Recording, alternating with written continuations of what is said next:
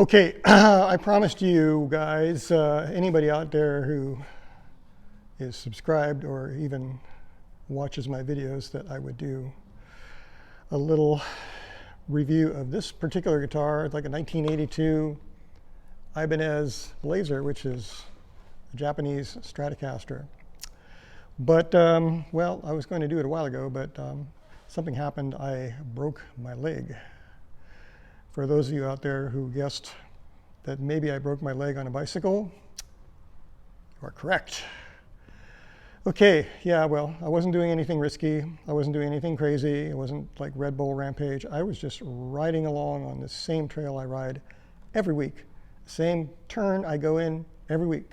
And this time I went in it and it felt like I was hit by a bus. All of a sudden I was on the ground and I had a broken leg. Luckily there was a dozen people there. And we called 911, and I spent 12 days in the hospital. 9 days waiting for them to do surgery because they had to wait for some wounds on the side to heal. Okay, I'll spare you the gory details, but yeah, I'm not quite walking again, but I have done a couple gigs with two different bands. They're both country bands. Am I a country player? Working on it.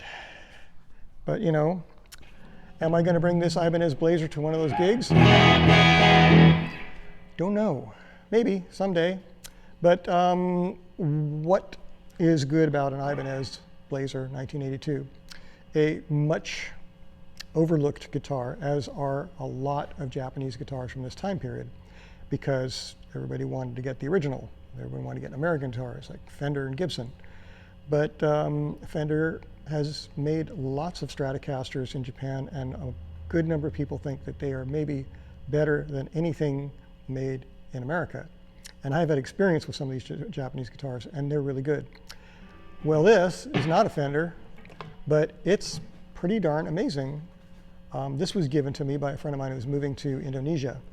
So he doesn't need it anymore. He's gone. He left it to me a number of years ago, and I opened up the case and looked at it and went, well, there's something I certainly don't think I'm going to play. And then, you know, a couple of years later, I pulled it out and I plugged it in and went, oh my God, this is really good guitar.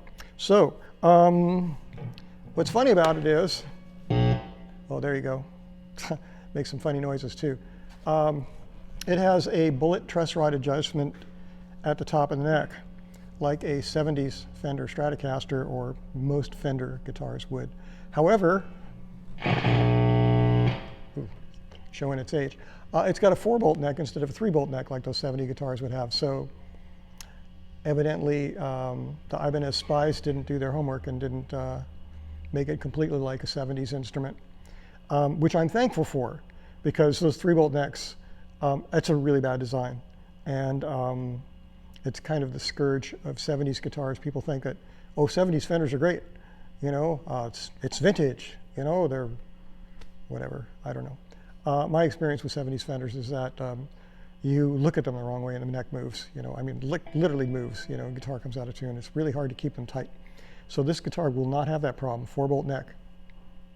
The other thing is, it comes with some really good quality tuners. These guys here. Doesn't come with a very good quality jack though. Okay, original Ibanez tuners, kind of Godot style, solid. Does have perhaps one pickup's been replaced. I think so, because, well, for one thing, it looks different. These phase switches, I think, are stock. They're like, not phase switches, but coil taps or something. Here, see if you can hear a difference.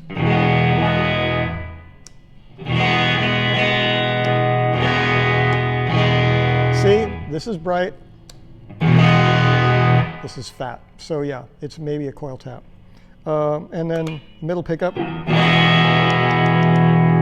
this switch doesn't affect it at all. There's another little switch down here. Doesn't do anything, so it's just for the bridge pickup. Kind of a thick P90 sound. switch, flip the switch, and you get kind of more of a thin Strat sound. But yeah, and it's got a real heavy-duty looking tremolo, very much like a Fender. With this one's got 5 springs, so it's pretty hard to make it move. Usually I run 3 or 4 springs.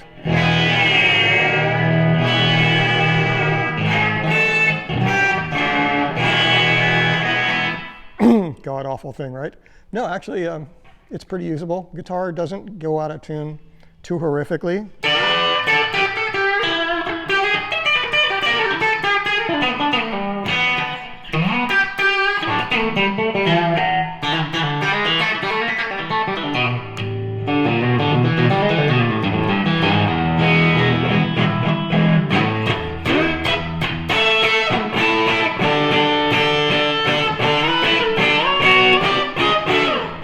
So that is an Ibanez Blazer, very much like a Stratocaster. Same kind of arrangement, only with a couple little coil split things. You know, it's 80s. So with the 80s came gadgetry, coil splitting, phase, you know, stuff, and active pickups and all that stuff. This does not have active pickups, and there's no battery in this guitar at all. It's just straight passive pickups, just like a Fender. The pickguard, it's kind of looks like a Roland synth guitar, you know, from a similar period. So they did a pretty nice job of copying the Strat without getting too horrendously, you know, plagiaristic. Like the headstock, you know, it's kind of a weird eagle beak headstock. It's not, doesn't look really like a Fender, which is good. The only thing I can say bad about it is it's pretty heavy, but they're kind of copying a 70s Strat, which they're frequently 10 pounds, so you know that's kind of what they were shooting for. But this is not 10 pounds. It's probably more like 9. So it's not that horrific, but for a Strat style guitar, I think it's a little excessive. The other thing that's kind of weird is the string angle on the E string here is a little, on the thin E string, top E string, it can pop out of the nut sometimes when you're playing. And that's because the string tree is not low enough. So if you get one of these things, lower the string tree. Like take the little, there's a little spacer. If you take that out, lower the string a little bit, and you won't have the problem of the string popping out of the nut. Neck shape. It's a big 70s Strat neck shape, maybe a little bit more V style. It's got a little bit of a rolled edge on the side of the fretboard. It's not a separate fretboard. It's got a skunk stripe, just like a Fender neck. It's really a lot like a Fender neck, to the point where, I mean, even the maple looks like a, you know, Fender. It's got some figuring it in it. Oh yeah, you can see it a little bit, yeah. I know, people are really into the flame maple in the neck, but I don't know, what good does it do you if it's pointing away from the audience? They can't see it, you know, so it's just, it's there for you to look at whenever you flip the guitar around, and you can't see it when you're playing, so. But yeah, I am healing up. I am going to try and be a little bit more prolific in putting out videos, because there's more guitars that I want to talk about for what it's worth. Thanks for watching. And if you ride a bicycle, be careful, because otherwise wind up like me.